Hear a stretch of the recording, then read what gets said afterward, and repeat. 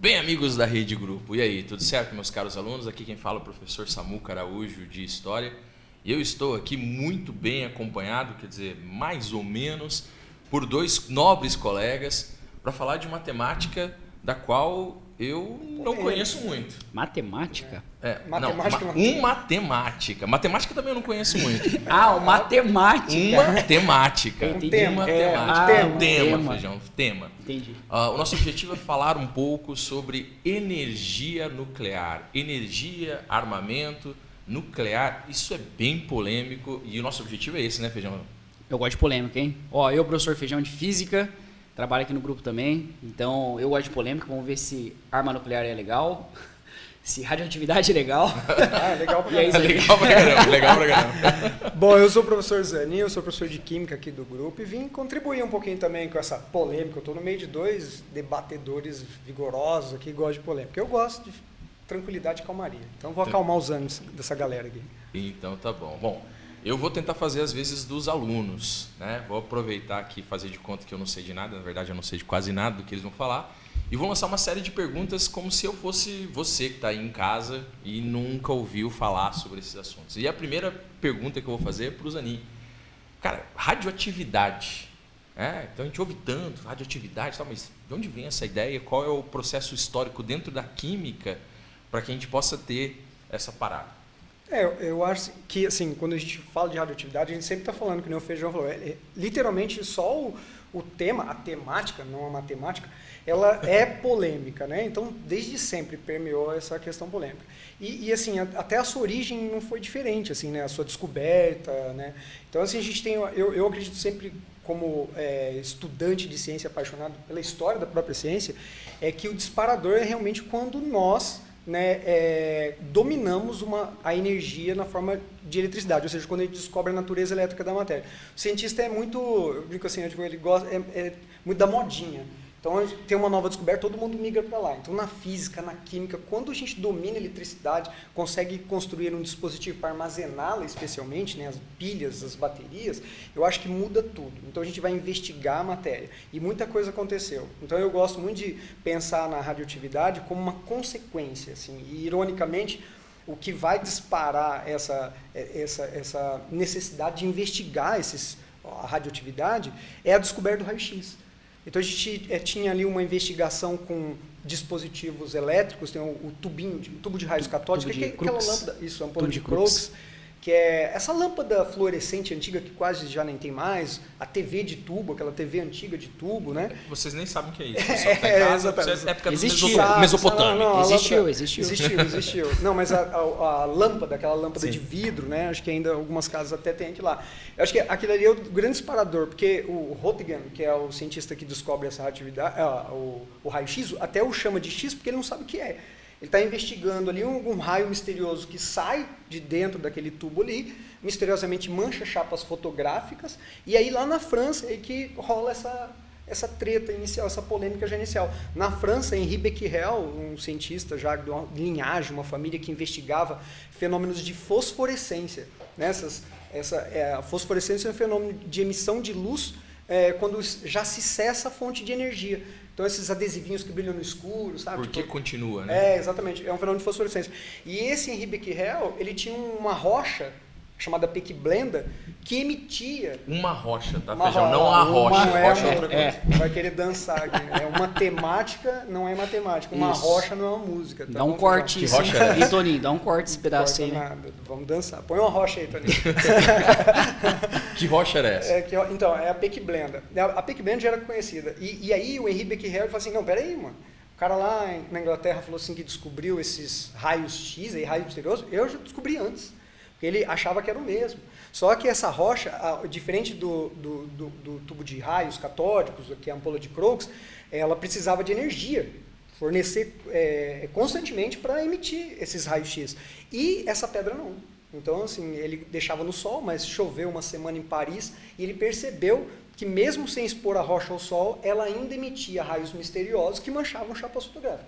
Aí ele pediu ajuda aos universitários. Marie Curie. Marie Curie é peça fundamental, é a madame, né? A rainha da ciência. Tem um filme na Netflix e é muito bom. Isso, que é radioactive, né? É, radioatividade. radioatividade. Eu recomendo a todos assistir. Claro que não conta um décimo da vida dessa mulher, que é fantástica, é incrível. Mas Marie Curie vai junto com o Henri Becquerel. Tinha que gravar um podcast dela, hein, cara. Pô, Ela merecia, um caldo, né? eu fui visitar o instituto dela em Paris. Tem Real? muito material. Real, tem muito material. Cara, ela Fui lá, merece, fui lá. hein? Ela Maravilhoso. merece. Tô só te convidar. Bom, e aí Marie Curie, junto com Henri Becquerel, descobre, primeiro, que os raios-x são diferentes desses raios. Então, era outro raio. Daí é que vem o nome. Então, eles buscam no latim radioactivum, que significa emissões de raios. Então, eles descobrem uma nova fonte de emissões de novos raios, que se distinguem, então, do raio-x. Então, acho que esse é o primeiro ponto de partida. E a gente vai ter uma contribuição ímpar de um físico chamado Ernest Rutherford. E Rutherford, com Paul Szilard, mais alguns outros cientistas, vão descobrir efetivamente o que é radioatividade. Então, assim, esse é o processo histórico. Daí, assim, de forma muito direta e resumida, para a gente começar essa discussão, radioatividade seria nada mais, nada menos, assim, a princípio, né, de forma fundamental, emissões de partículas e ondas eletromagnéticas de átomos, mais especificamente uma região do átomo, que é o núcleo, instáveis. E claro que a gente tem um problema, porque significa que nem todo átomo tem o seu núcleo instável, então alguns naturalmente emitem essas radiações. Então esses núcleos são instáveis e eles acabam emitindo esses pedacinhos ou essas ondas eletromagnéticas para ficar estável. Então ele emite limite de radiação para ficar estável. E aí aqui a gente tem daí todo um acontecimento, porque pensa, nós estamos falando de energia. Então imagina que você tem uma rocha que emite energia, sem precisar, a luz você precisa fornecer energia para ele emitir. Não, a radioatividade emite espontaneamente. Então toda a ciência vai em busca daquilo ali, né? E o negócio do raio-x é até interessante. O raio-x, ele, Samuca deve saber, faz mal, né, Samuca? Sabia? Sim. Tá? Não é à toa que você vai tirar... quebrou o braço lá, você vai lá tirar a radiografia e você não pode ficar exposto àquela radiação por muito tempo. E não é à toa que o técnico raio-x ele recebe um adicional de insalubridade. Né? Isso, e ele fica escondidinho numa parede lá, Exato. protegida com chumbo. Só que o Röntgen, que ele comentou lá, que foi o que descobriu, como eles não sabiam que aquilo lá era nocivo, ele tirava a chapa da mão dele, do braço, do pé e tirava da esposa também. A mão da mãe dele, a mão da esposa. Falava, que coloca a legal. mão aqui, que bacana. Tá, o resultado final não foi legal, né? Essa foto é icônica, né? É icônica, da com a aliança, com a sim. aliança. E não foi legal para a maior parte deles, né? Sim. Para a maior parte dos a cientistas Marie, desse período aí, a galera sofreu literalmente no corpo. Século XIX, né? Assim, século XVII, século XVIII, porque assim, a gente vivia um período sombrio da ciência, né? Aquele misto de alquimia, de coisas mais místicas. Então, o século XVIII, século XIX é onde os cientistas eles se aventuram, mas não tem a mínima ideia onde eles estão se metendo. Então, eles fazem experimentos sem nenhum tipo de proteção, sem nenhum tipo de preocupação. Não tinha nem ideia. É só depois. Quando a gente usava sais de urânio para tomar banho, tinha na comida, nas embalagens para chamar atenção. Tem gente que paga mais caro no sal de Himalaia. O que é usar um sal de urânio? E até tem umas negócio de polêmica, né? Então percebe enquanto se vive aquele momento, aquela descoberta, os frutos daquilo, essa energia. O termo, nossa, como sua pele está radiante. As mulheres na França passavam um pó de rádio no rosto. Real, cara. Faz sentido, hein? Faz muito sentido. Tá radiante, literalmente. Exatamente, é daí que sai o termo, né? E aí, por exemplo, vai descobrir os malefícios quando um grupo de mulheres começa a pintar ponteiros de relógio com sais de rádio. Nossa, porque brilha no escuro. E todas elas ficam doentes. Então, porque se fica um doente aqui, um lá, você não sabe.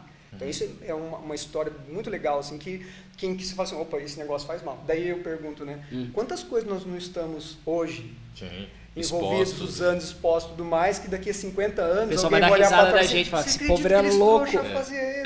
Enfim, né? Daqui a 50 anos alguém vai ver esse podcast e falar, olha os 3 trouxas lá. Exatamente. Ó a previsão, os caras...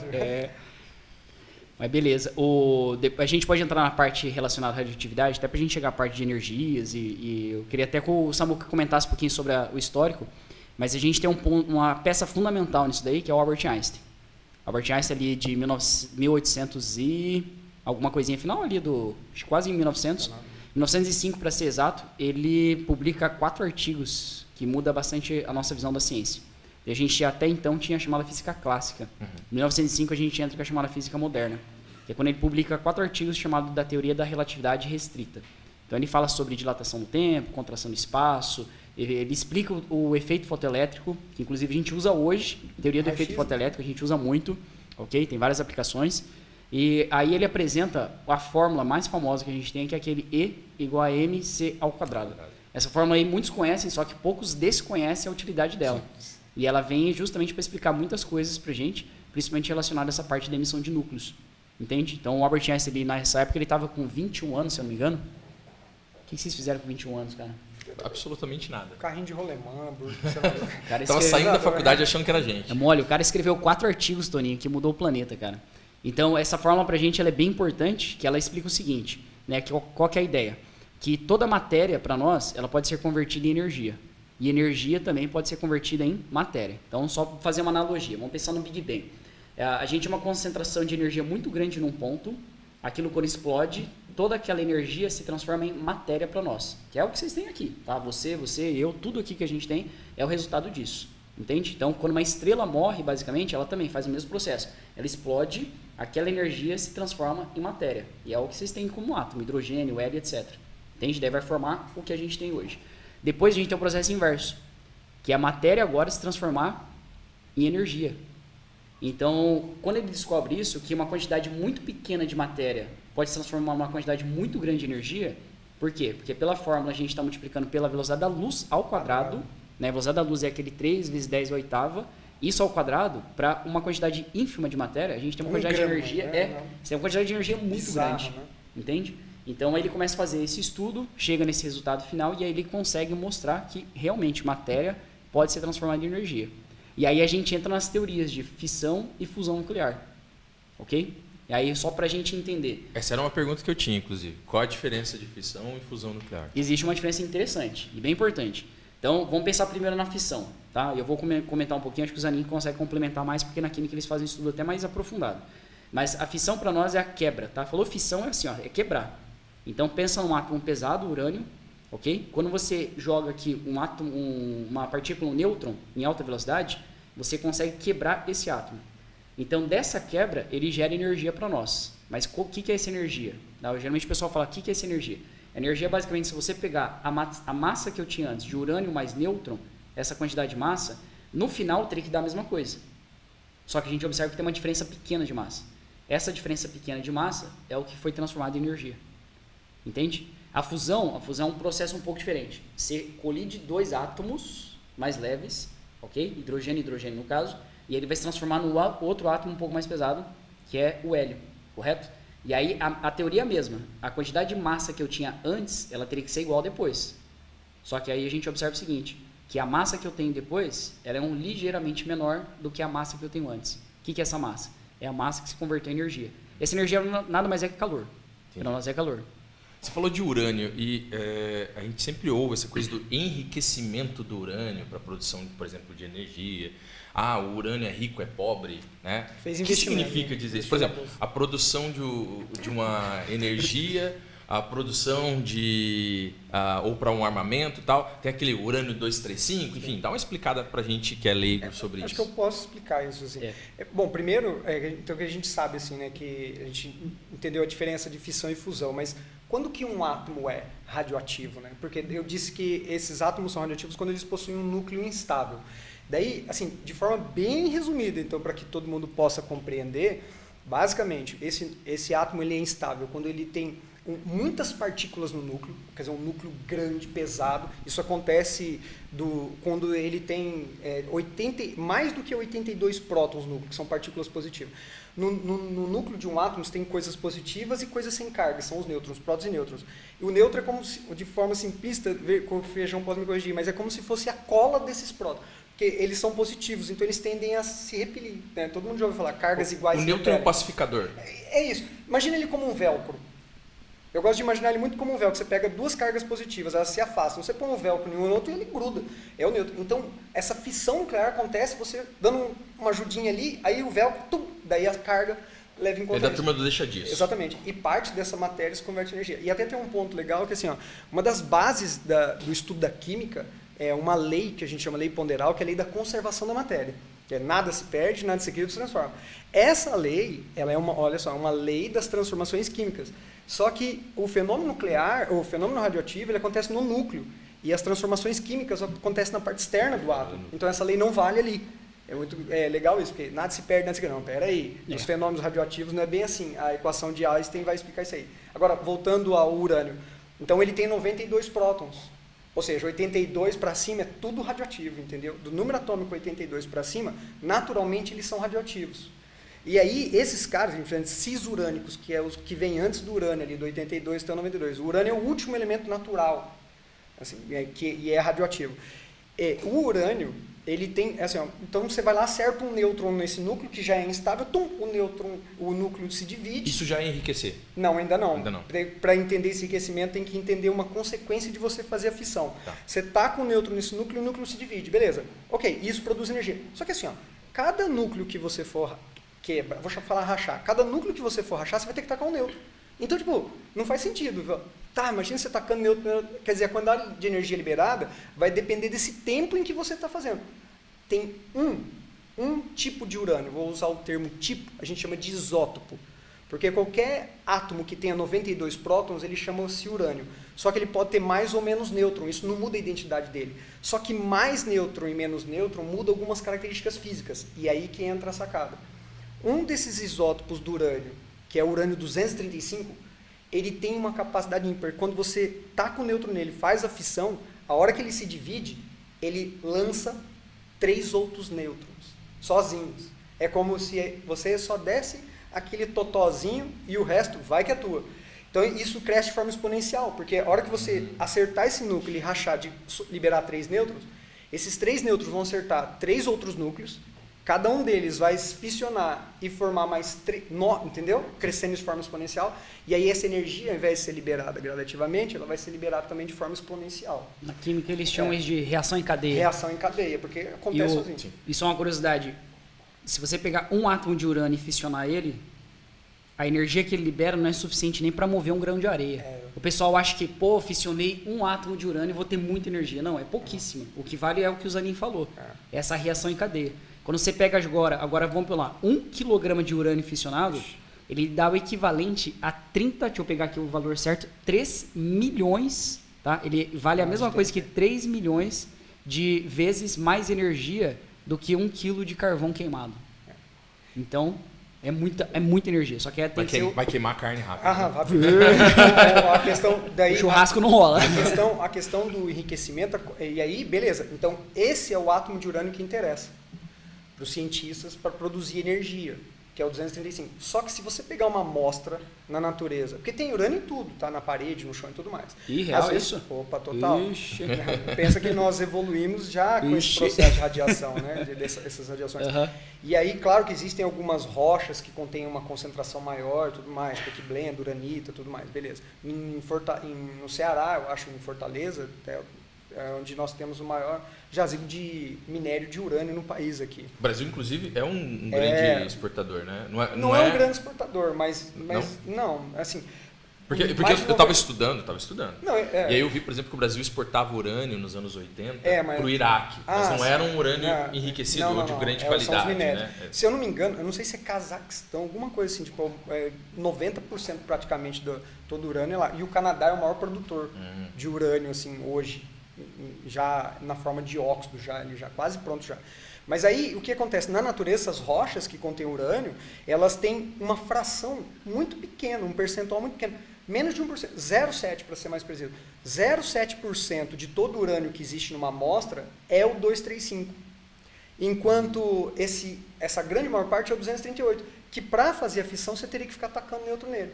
Então o que é enriquecer o urânio? Você não pode aumentar a quantidade de urânio 235, mas você pode tirar o 238. Então, você imagina imagine, por exemplo, 100 gramas de urânio ali, beleza? 0,7%, 0,7 gramas é de urânio 235. Então, o que é enriquecer o urânio? É você ir tirando o 238, ou seja, aumentando o percentual do 235 em relação à amostra. Isso é enriquecer. E como que a gente faz isso? Poxa, o urânio é um metal. Parece, não sei, mas o urânio é um metal. Ele é um metal. Então, nós encontramos na natureza na forma, quando está nesses minérios, na forma sólida. Então, é muito difícil de você tirar ali, porque forma estruturas cristalinas, você separar é difícil. Então, o que a gente faz? Olha que esperto que a gente é. A gente faz um gás com urânio, que é o hexafluoreto de urânio. Faz um gás com urânio, e no estado gasoso, as partículas estão longe uma das outras, por isso que a gente nem consegue ver o bagulho aqui.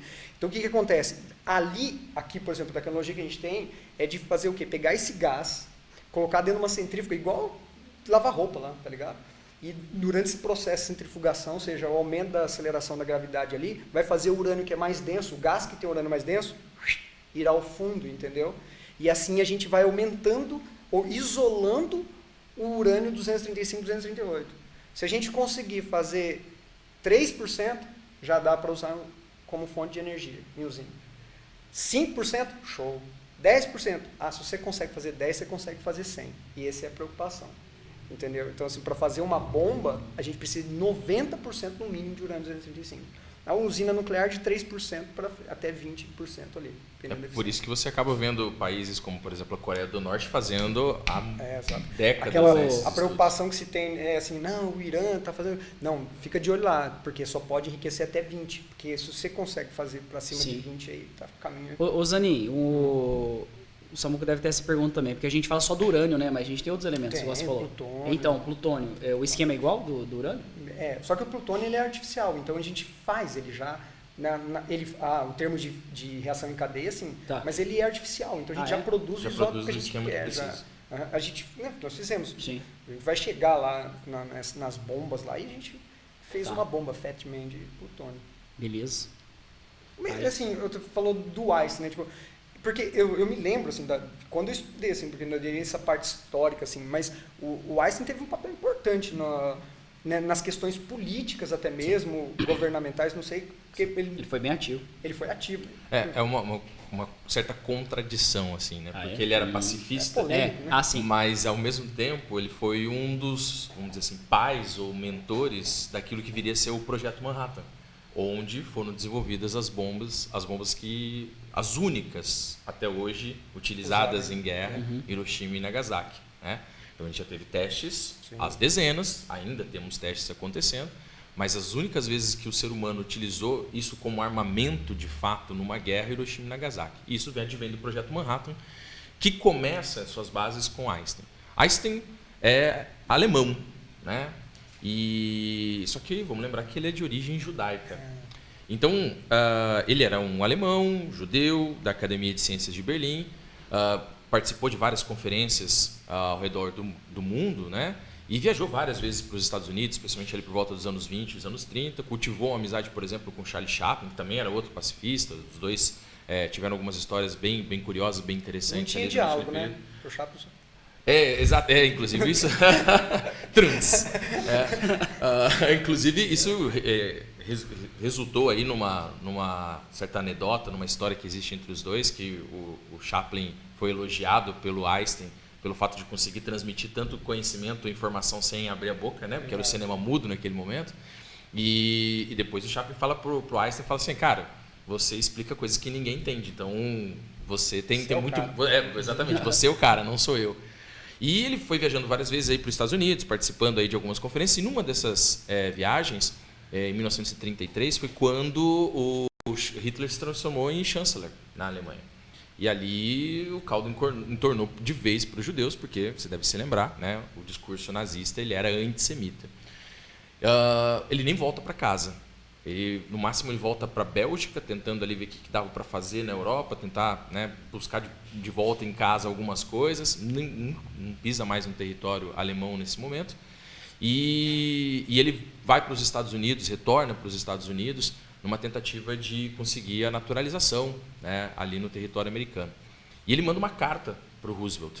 E nessa carta para o Roosevelt, assinada junto com outro cientista húngaro, ele fala sobre os esforços de guerra que a Alemanha nazista já estava empreendendo e a capacidade que esses esforços de guerra poderiam levar. Então, ao longo, por exemplo, da Segunda Guerra Mundial, os nazistas foram desenvolvendo as chamadas armas maravilha, uma série de armas que poderiam ter uma destruição em massa ou uma capacidade tecnológica que naquele momento era inviável, né? Então, miras noturnas, motor a jato, foguetes, né? Foguetes, né? O V1, V2, por exemplo. O Van Braun, né? Cara, isso era extraordinário naquele momento. Que o Van Braun quase que resgatado pelos americanos, desenvolve todo o projeto espacial. Sim, né? exatamente. Depois ele vai para os Estados Unidos. Limpou a ficha dele, né? Limpou a ficha dele. Mas isso aconteceu bastante, dos dois lados, tá? cientistas que saem da vai Alemanha pra Rússia. depois do Sim, término da eles guerra. quase que divide. Alguns vão para a União Pra- Soviética, e outros vão vai para pros Estados Unidos, né? os Estados Unidos e para limpar realmente a ficha deles, assim, do tipo, pô, a gente fez burrada, mas agora Grande estamos Werner aqui, von né? Braun. É. Eu sei do Werner von Braun porque eu morei numa rua que chamava Werner von Braun. Ai, Deus, tem que Por saber isso o que você se apaixonou Não, não. pela física. Não, Esse nome eu nunca esqueço, cara. mas Caso o dele. cara é um monstro. Cara, E era então, um- nesse momento, né, você tem a base ali, a semente do Projeto Manhattan. Mas uma coisa é você avisar dos esforços, outra coisa é você, durante a guerra, conseguir desenvolver tudo isso, né? Vamos lembrar que os esforços necessários durante a guerra, basicamente você vai fazer o quê? Aquilo que você sabe. Então, você vai pegar o que você já tem e meter bronca. Ignorância mesmo minha, mas bateu uma curiosidade. Isso foi depois ou antes de Pearl Harbor? Os Estados Unidos já estavam em guerra? Não, os Estados Unidos não estavam em guerra. Os Estados Unidos estavam ali, né, neutro. Neutro, né? Ah, Só Pearl Harbor fornecendo, dezembro. só fornecendo alimento e armas, cara. Só enriquecer, Nas né? duas guerras, os americanos mandaram muito bem nesse Só sentido, né? enriquecendo. Ficaram ali só distribuindo o jogo, era o Ronaldinho Gaúcho. É igual... Então, a Esperto. Pearl Harbor é dezembro de 1941, quando efetivamente os Estados Unidos entram na guerra. E vamos lembrar que Pearl Harbor é um ataque japonês, sem declaração de guerra. Né? E isso, inclusive, é um dos argumentos para que os Estados Unidos depois possam usar Hiroshima e Nagasaki. Tipo, ó, vocês botaram a gente na guerra sem ter declaração. Eu estava neutro, estava na minha. Né? Então, isso é dezembro de 41. Mas o Projeto Manhattan já é desenvolvido desde 40. Então, é lógico, né? Você tem toda uma série de interesses. Para até você entrar na guerra é uma coisa, mas para entrar na guerra eu tenho que garantir que eu tenho alguma chance. Então você se prepara Samuca, para isso. tem alguma evidência de que os alemães nazistas estavam desenvolvendo arma nuclear também ou não? Eles tinham a ideia. Aí que tá, né? Mas tem evidência assim, que eles tinham um projeto? Sim. Em projeto, idealizavam, sim. Tá. Isso sim. Tanto que muitos desses cientistas depois foram para os Estados Unidos e foram para a União Soviética, como a gente estava comentando, e participaram desses projetos, tanto de armamentos quanto de energia das duas nações. O pivô de tudo isso é um cientista que eu assim, gosto muito, assim, tem vários motivos para dizê-lo, mas ele chama-se Heisenberg, que é o da incerteza. Princípio de certeza. Até tem quem assistiu Breaking Bad. Né, quando o professor quem é você? Ele falou, eu sou Heisenberg. Porque o Heisenberg, ele é um físico, pensa, ele é o físico de Hitler. Só que ele é o cara, mano, que tá ciente, ele não quer fazer treta. Então ele é o cientista que anda na linha entre o bem e o mal. Então isso representa muito o cara da série lá, entendeu? E ele tava fazendo um reator nuclear. Sim. Só que diz que esse reator era fake. Assim, mas enfim. Mas é interessante essa discussão, né? Você tem uma série de debates éticos, né? Sobre a utilização dos armamentos nucleares, ou do desenvolvimento da tecnologia atômica. E aí muitos vão falar assim, esses cientistas que participaram do Projeto Manhattan são seres monstruosos, desenvolveram uma arma. Cara, mas a gente tem que pensar o seguinte, você tem um governo injetando dinheiro numa coisa que você sempre idealizou. Então assim, eu vou finalmente ter condições de estudar tudo isso. E muitos desses cientistas, o Projeto Manhattan tem uma questão interessante, que ele é muito descentralizado. Né? Então assim, você mandava dinheiro para uma universidade para que ela tivesse um laboratório melhor. E lá o cara fazia parte desse. Não existia um projeto, não era um local específico onde os cientistas se encontravam. Era lá, tudo secreto, né? Entendeu? Só que, como era várias Tinha partes, ninguém cidade para sabia. construir a bomba, mas aí já é outra você história. vai pegar ali Los Alamos, por a cidade de exemplo. Los Alamos, né? Então, assim, você vai encontrar alguns locais que foram construídos para isso. Mas para produzir já o negócio Mas já, né? você tem uma quantidade de pessoas ao redor dos Estados Unidos envolvidas, mas cada um sabe de uma parte. Ninguém sabe do todo. Do todo, né? Então, é muito curioso que, assim, ao longo da Segunda Guerra Mundial, o presidente Roosevelt, aquele mesmo que o Einstein tinha mandado a carta, ele morre. Aí vem o vice. E aí vem o vice, o Truman. E aí, no momento que o Truman está no poder, agosto de 45, é que eles vão ter que determinar Hiroshima e Nagasaki. Se vai ou não vai, se vai ou racha, se usa ou não usa esse armamento. Se não usa, vou propagar a guerra, que era o argumento dos americanos. E aí os caras tiveram que avisar o Truman o que era o Projeto Manhattan, porque ele não sabia. Era tão secreto que nem o vice sabia. Exato. Né? Então, pouquíssimas pessoas ali, estima-se, né, que cerca de 20 pessoas sabiam efetivamente o que era um Projeto Manhattan. O resto, assim, Todo é separado. um negocinho aqui e outra colar. E além disso, se você cedesse alguma informação, vazasse alguma informação, não necessariamente para o inimigo, mas se alguém soubesse de alguma coisa fora do projeto, a penalidade era de prisão por cerca de 10 anos. Então, era realmente muito pesado.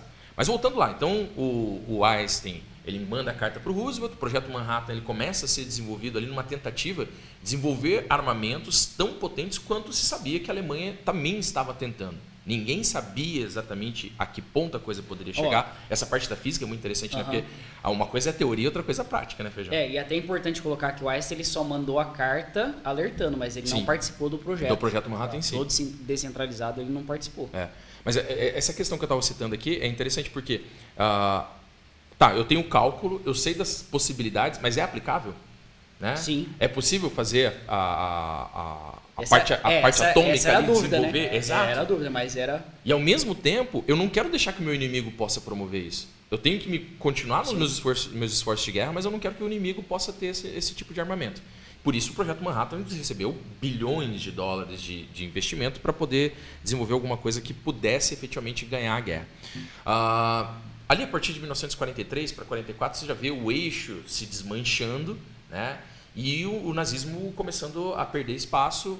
Eu sempre digo assim, em sala de aula, os nazistas estão começando a voltar para casa, porque até 43 eles estavam expandindo. E aí de 43 para 44, com a entrada da União Soviética, dos Estados Unidos, a formação dos aliados de fato, você passa a ter um embate muito mais forte.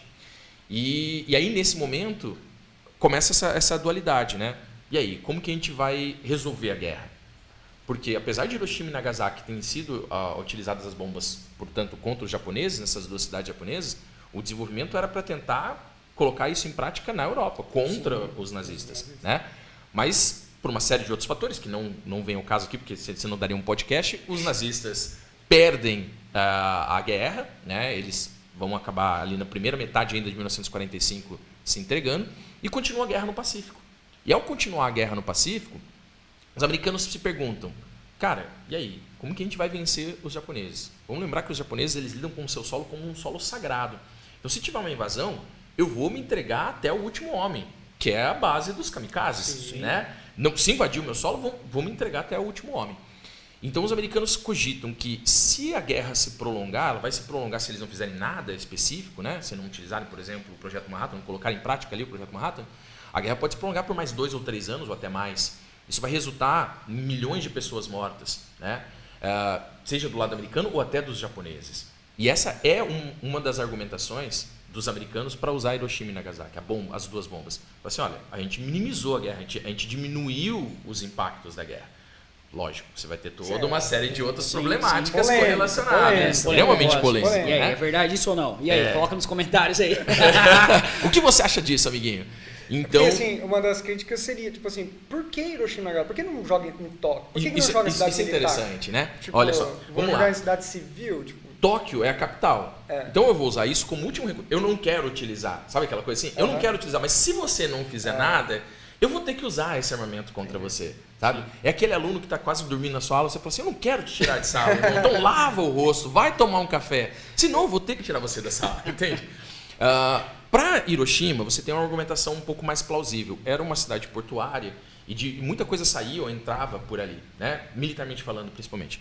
Nagasaki não, então até hoje se discute. Muita gente fala assim, provavelmente os americanos tivessem até errado o alvo. Tem gente que fala essa, né? Provavelmente entraram sob nuvens, não tinha GPS, não tinha radar para poder distribuir. E, putz, jogou. Sim.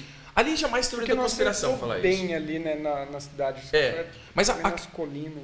Ali. Para Hiroshima você tem uma argumentação mais plausível, para Nagasaki talvez nem tanto. Tem ali uma indústria ou outra, vamos lembrar que o Japão já era uma potência industrial nesse momento, estava dominando o imperialismo japonês no começo do século XX, naquela região asiática.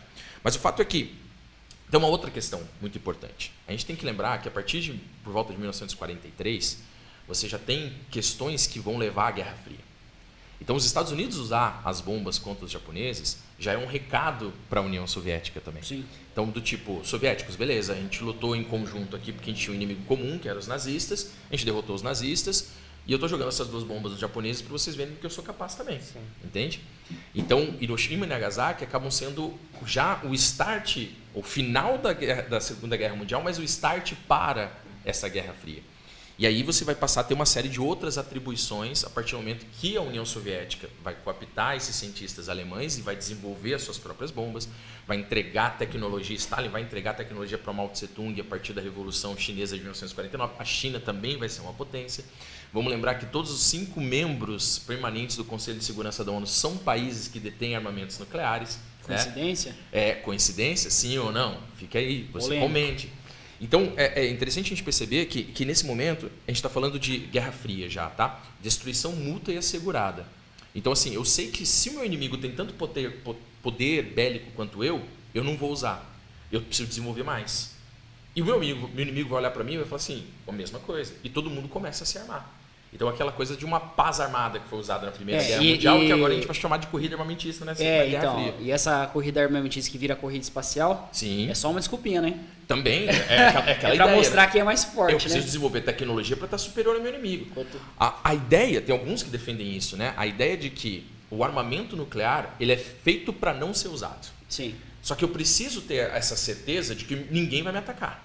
Né? Então eu desenvolvo, o outro desenvolve, o outro desenvolve. É só para gerar aquele medo, né? Exatamente. E por isso a expressão Guerra Fria. Né? Onde a paz era impossível, mas a guerra era improvável. Improvável por quê? Porque as duas grandes potências, as duas superpotências, detinham armamentos nucleares desde o final dos anos 40. Os Estados Unidos já na Segunda Guerra e a União Soviética no final dos anos 40. Como você está entrando na Guerra Fria, só comentar um detalhe antes. As duas bombas que foram soltas lá no Hiroshima e Nagasaki, tudo por fissão. Uhum. Uma era com urânio e outra com plutônio. Tá? Tinham duas, né? Fat Ben e Little Boy. Uhum. Ok? E aí depois a gente entra na Guerra Fria agora, que daí a gente já começa um desenvolvimento de fusão. Daí. E é interessante perceber que as duas bombas ali, de Hiroshima e Nagasaki, hoje seriam, entre aspas, bombinha de track-track perto daquilo que foi desenvolvido nos anos... 23 quilotons. 23 quilotons. Uma unidade de medida é tanta energia, né? Eu tenho um dado... Pode falar. Será que eu errei? Não, tá certo. Pode estar certo. Não me lembro ao certo, mas é tanta energia liberada que você não tem com o que comparar. Tipo, carvão é absurdo o número igual o feijão deu. Então, o que a gente compara? Com TNT explodindo. Uhum. Então, assim, quando você fala assim, ó, essa bomba tinha 23 quiloton, quer dizer que ela equivale 23 quilo, né, mil toneladas de TNT explodindo. Então, você pega lá um pouquinho de urânio, que vai liberar energia equivalente a 23 mil toneladas de TNT explodindo simultaneamente. E mesmo sendo... não é nada, né? E mesmo não sendo nada, fez bastante estrago. Pô. Porque você vai ter instantaneamente milhares de pessoas morrendo, você vai ter problemas de pessoas que vão ter câncer, uma formação das crianças, né, por décadas nessas localidades. Né? Quando a gente está falando, a gente está falando comparando com aquilo que viria a ser cerca de 15, 20 anos depois no contexto de Guerra Fria. Hiroshima e Nagasaki três aspectos, assim, né? Você tem o primeiro, do ato da explosão, né? Deslocamento de ar, vento, velocidade absurda, calor, e depois você tem a radiação ainda, né? Num raio ali que vai, né, colocar ali durante décadas, sei lá, e num contexto de Guerra Fria, não só Estados Unidos e União Soviética desenvolvendo seus armamentos, mas como a gente está falando aqui, o caso da França, o caso da Inglaterra, a própria China, aí depois a gente vai ter Índia, Paquistão, os americanos fazem acordo, por exemplo, com a África do Sul. A África do Sul até hoje é o único país que cedeu o seu armamento, seu arsenal nuclear. E aí você tem, inclusive, muita polêmica, Israel muita controvérsia. Também, não falou? Na verdade, Israel até hoje nunca declarou que tem ou não tem. Mas tem uma questão geopolítica. Se eu declaro, os meus inimigos podem passar a produzir e ter para poder dizer que estão se defendendo. Se eu não declaro, ao mesmo tempo todo mundo pode ficar com medo e não querer me encarar. Então Israel é aquela coisa assim. E é um país que não assinou o Tratado de Não Proliferação de Armas Nucleares em 1968. Não assinou. Israel não é signatário de nenhum desses tratados que falam sobre não proliferar algum tipo de armas. No caso da África do Sul tem um aspecto interessante, você tem uma tecnologia americana, o mesmo caso da Índia, né? Então você tem transferência de tecnologia, ele desenvolve a partir dos anos 60, só que quando você tem o fim do Apartheid em 1990, ele vai desmilitarizar esse lado nuclear, vai entregar até hoje, como eu disse, é o único país que entregou, né, os seus armamentos nucleares, aí ele passa a assinar o TNP, que é o Tratado de Não Proliferação de Armas Nucleares, foi assinado em 1968 e entrou em prática em 1970. Mas a polêmica é a seguinte: como eles tinham quase que a certeza que com o fim do Apartheid um governo negro, né, chegaria ao poder, no caso acabou ocorrendo, o Nelson Mandela em 1994, eles tinham, vamos dizer assim, os brancos na África do Sul, medo de que isso caísse na mão dos negros que haviam sido rejeitados, segregados durante tanto tempo. Então, mais do que essa coisa boazinha do tipo, olha só, nós estamos pagando pela nossa dívida histórica, talvez tenha esse outro lado, né? Eu não quero que caia na mão daqueles que durante tanto tempo foram oprimidos por nós. Então, é interessante falar sobre essa questão também. E talvez o auge na Guerra Fria em relação às questões nucleares, talvez não, com certeza, né? Foram os dias que abalaram o mundo ali em 1962, em outubro de 62, os 13 dias que abalaram o mundo, a gente está falando sobre a crise dos mísseis. Quando a possibilidade de mísseis balísticos que seriam implementados em Cuba, ou seja, muito próximo dos Estados Unidos, muito próximo da Flórida, uma extensão a ser alcançada de aproximadamente cerca de 70% do território americano ficava em risco. Aí você tem ali a linha direta, o telefone vermelho sendo implementado posteriormente entre o Kremlin com o Nikita Khrushchev e o presidente John Kennedy. Por quê? Porque a gente quase teve aquela coisa de filme de espião, um botãozinho sendo clicado e um armamento nuclear sendo utilizado. É o 2 minutes to midnight, né? A gente ficou ali no relógio da meia-noite, que é o relógio do fim do mundo, a gente ficou muito próximo. Tem até uma frase do Einstein, já que a gente estava falando de Einstein, falando sobre isso, né? Olha, eu não sei como que seria a terceira guerra, mas a quarta seria com pedras e paus, porque se em algum momento a gente utilizar isso que foi proposto, né, a partir do projeto Manhattan, meu camarada, a gente volta quase que a estaca zero se não acabar com a própria possibilidade da humanidade. Então a crise dos mísseis ela acabou sendo o fator para deflagrar posteriormente no final da década esse tratado de não proliferação de armas nucleares em 1968. É legal que assim, não foi nem uma intenção, né? A gente até falou dessa questão dessa linha, dessa cronologia, mas o fim me corrijo, né? Só por curiosidade é o que eu sei, mas o fim praticamente da Guerra Fria se dá com um desastre nuclear. Chernobyl. E aí a gente vai para outra ponta, assim, que é porque a gente falou desse uso dessa tecnologia da energia nuclear de forma, né, obviamente desastrosa, eu acho até, porque você imagina você dá um minuto o relógio do fim do mundo num botão, um dedinho ali. enfim, né? E aí a gente tinha paralelamente o uso da energia nuclear nas usinas, que tipo, claro que vou lembrar que Chernobyl é usina nuclear energia, tá? Só para poder sim, exatamente. E porque paralelamente, eu estaria falando, enquanto você tinha lá esse desenvolvimento de bombas e armas, né, uma coisa muito louca, os caras pegam uma ilha lá, que é a ilha de Biquíni, o atual de Biquíni, lá, por isso. E aí vai fazer testes bizarros lá, mano. Eles fizeram o teste mais tenso que a gente teve foi a Tsar Bomba. Não, mas esse foi os russos.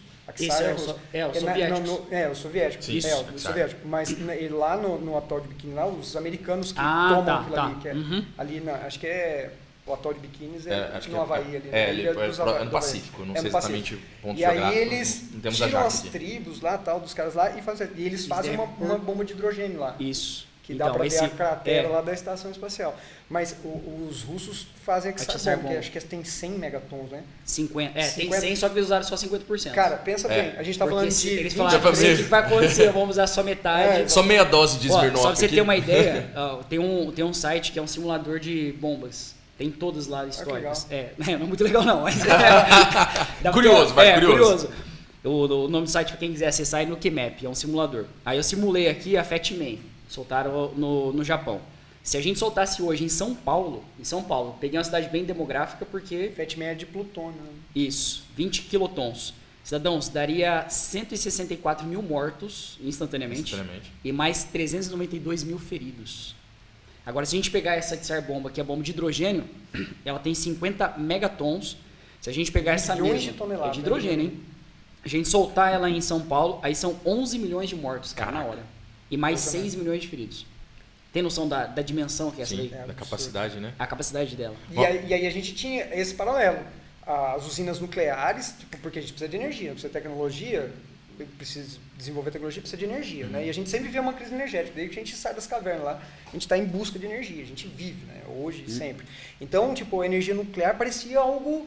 Eu já vi propagandas daquela época lá, em cidades em que se ia construir reatores, porque tinha uma certa, né, receio da população, assim, coisas lindas, nós trouxemos energia para vocês, coisas tipo assim, coisa hollywoodiana mesmo, assim, né? E aí eles estão construindo isso aí, essas bombas, esses reatores e produzindo energia e tudo mais, e daí Chernobyl, 86 acontece o desastre. E ali praticamente é o fim se estabelece ali. A União Soviética ali tem uma cerejinha de bolo, né? Os soviéticos eles vão precisar dos americanos para resolver a treta, ironicamente. A União Soviética já estava com seus momentos finais, né? O Gorbachev já tinha começado ali a reestruturação da perestroika, da glasnost.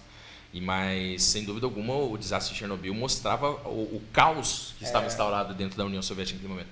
E é importante a gente talvez fazer a diferenciação também aqui do que foi Chernobyl e do que foi Fukushima, né? Ah, não. Porque Chernobyl é falha humana. Quem assistiu a série, inclusive muito boa, extraordinária da HBO, vai perceber isso. No caso de Fukushima... Foi um misto, né, assim também, né? Claro que um projeto também não era um projeto muito bom. Mas enfim, é falha humana. Porque eu estou querendo comparar com Fukushima, porque no caso de Fukushima tem uma questão de um desastre ambiental. Né? Então, desde 2011, quando acontece Fukushima, se não me engano, janeiro de 2011, comecinho de janeiro de 2011, se discutiu muito sobre essa coisa da não proliferação mais das usinas. O Brasil mesmo discutia a usina da Angra 3 e parou. A gente está vivendo uma realidade agora que a Alemanha está colocando em prática, terminando de colocar as suas últimas usinas para desligar. Então, tem esse ponto de Chernobyl que é interessante. E vamos lembrar também aqui, Chernobyl, aproveitando uma temática contemporânea, a guerra da Ucrânia, Chernobyl, Ucrânia, território ucraniano, parte dele até hoje não é utilizável, né, por conta desse desastre. E a Ucrânia, quando você tem o desmantelamento da União Soviética em 1991, ela, pelo seu posicionamento geopolítico, estratégico, né, tá ali no leste da Europa, mais direcionado para a Europa Central, era um dos principais epicentros de onde se guardavam os armamentos nucleares da União Soviética. Se fosse ao término da União Soviética, terminou, né, fragmentou as repúblicas, a Ucrânia seria a terceira maior potência depois do Cazaquistão.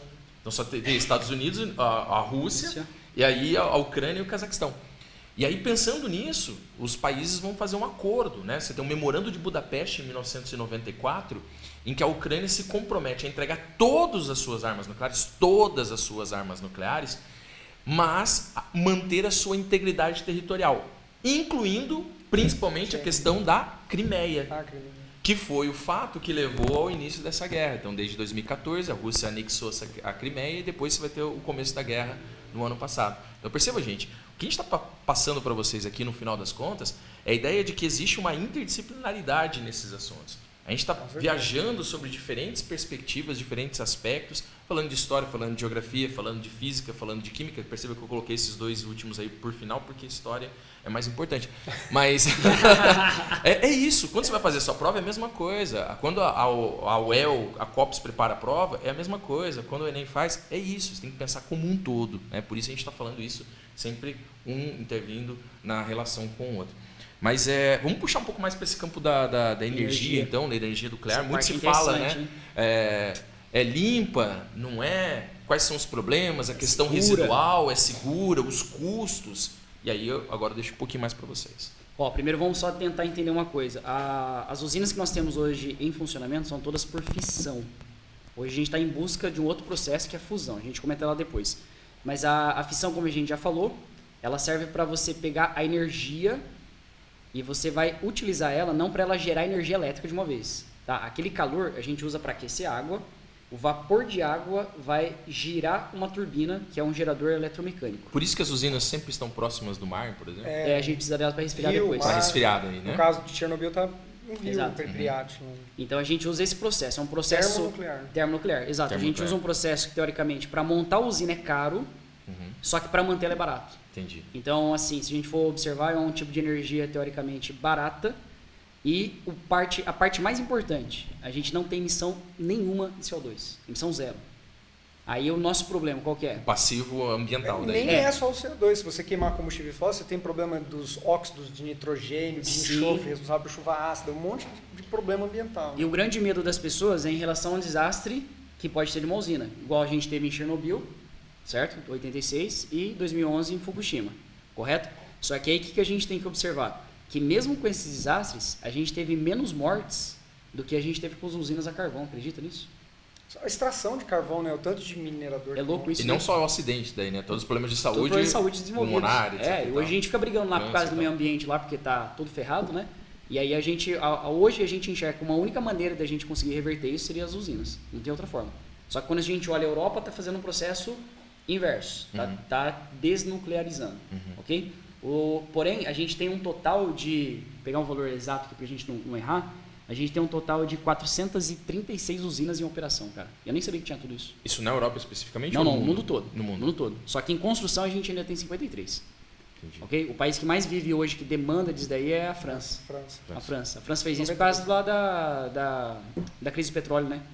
Desde 1970, 80 ali, ela fez isso e manteve. Tanto é que agora os países aí, por conta da guerra na Ucrânia, e ela tá lá de boa. Entende? Uma pergunta, não sei, me parece básica do meu ponto de vista aqui. Qual é a diferença, qual é o limiar entre a arma nuclear e a energia nuclear? O que diferencia você pegar, por exemplo, o urânio e produzir uma arma ou uma energia? Sabe aqueles nêutrons que eu falei que o urânio, quando você dá uma porrada nele com o nêutron, o urânio 235, dele sofre a fissão, dele libera 3 nêutrons. O que está dando sequência à reação? São esses nêutrons. Então, se você capturar eles, que a gente chama de moderadores, o grafite, cádmio, existem algumas espécies que absorvem nêutron. Então, o que você deixa? Você deixa lá, começou a esquentar, a liberação de energia, daí você vai lá e baixa uma barrinha de grafite ali, o grafite absorve o nêutron e, assim, de forma bem resumida. Ou seja, absorve esse nêutron e cessa, não cessa, mas você modera aquilo ali. Se você não faz essa intervenção e deixa torar, é arma. Isso. Se você faz a intervenção e, por exemplo, resfria ou esse processo do grafite, aí você consegue produzir energia. Uma usina nuclear, de certa forma, é uma bomba atômica controlada. Você vai controlar a reação em cadeia ali, entendeu? É isso. Ok. E hoje a nossa busca agora em questão de energia, fontes energéticas, é por fusão. Fusão seria o processo perfeito, cara. A gente ia salvar o planeta na parte ambiental, não gera nada de resíduo, por exemplo, materiais radioativos. Mas precisa de um combustível muito raro. Esse que é o problema. O hidrogênio é o elemento hidrogênio mais tem, né? Ok? Só que o nosso grande problema, a gente não consegue controlar ainda isso daí para gerar energia para nós. Ok, a gente já teve a bomba, só que um processo descontrolado, igual o Zanin falou. Agora, aquele processo controlado a gente não tem.